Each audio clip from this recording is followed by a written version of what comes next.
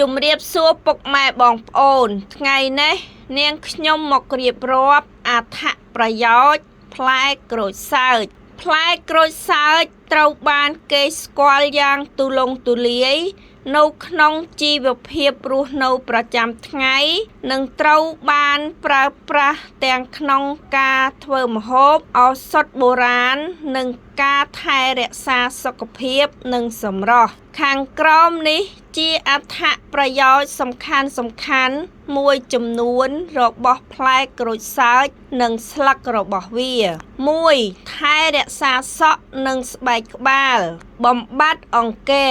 ទឹកក្រូចសើចមានសារធាតុអាស៊ីតធម្មជាតិដែលជួយកាត់បន្ថយអង្គែ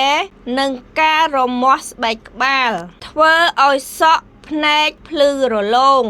ការកក់សក់ឬលាងសក់ជាមួយទឹកក្រូចសើចជួយឲ្យសក់ទន់រលោងនិងមានក្លិនក្រអូបប្រហើរកាត់បន្ថយសក់ជ្រុះវាជួយពង្រឹងឫសសក់ឲ្យរឹងមាំជាងមុន 2. ជួយដល់ប្រព័ន្ធរំលាយអាហារជាតិអាស៊ីតនិងប្រេងលាយនៅក្នុងផ្លែក្រូចសើចជួយភ្ញូចប្រព័ន្ធរំលាយអាហារកាត់បន្ថយអាក្រក់ទល់លាមកហើមពោះនិងខ្យល់ក្នុងពោះ 3. បង្កើនអភ័យឯកសិទ្ធិប្រព័ន្ធការពាររាងកាយផ្លែក្រូចសើចសម្បូរទៅដោយវីតាមីន C និងសារធាតុប្រឆាំងអុកស៊ីតកម្មដែលជួយពង្រឹងប្រព័ន្ធការពាររាងកាយការពារជំងឺផ្ដាសាយនិងការឆ្លងមេរោគផ្សេ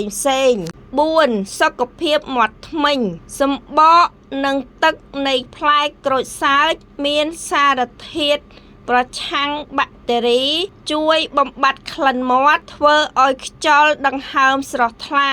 និងការពារបញ្ហាអញ្ចាញធ្មេញ 5. កាត់បន្ថយភាពតានតឹងអារម្មណ៍ស្រស់ស្រាយក្លិនប្រេងក្រអូបចេញពីសម្បកឬស្លឹកក្រូចសើចមានប្រយោជន៍ដែលជួយឲ្យអារម្មណ៍ស្ងប់កាត់បន្ថយភាពតានតឹង stress និងជួយឲ្យគេងលក់ស្រួល 6. ប្រើប្រាស់ក្នុងការធ្វើម្ហូបនិងដេញសត្វល្អិតគ្រឿងទេសស្លឹកនិងសម្បកក្រូចសើចជាគ្រឿងទេសដ៏សំខាន់ក្នុងមុខម្ហូបខ្មែរដូចជាសម្លម្ជូរគ្រឿងអាម៉ុកឬគ្រឿងបុកផ្សេងៗដែលបន្ថែមជម្រៅក្លិន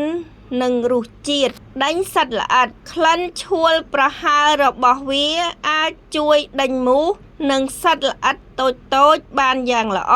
ចំណាំប្រសិនប្រើប្រាស់ទឹកក្រូចសើចនៅលើស្បែក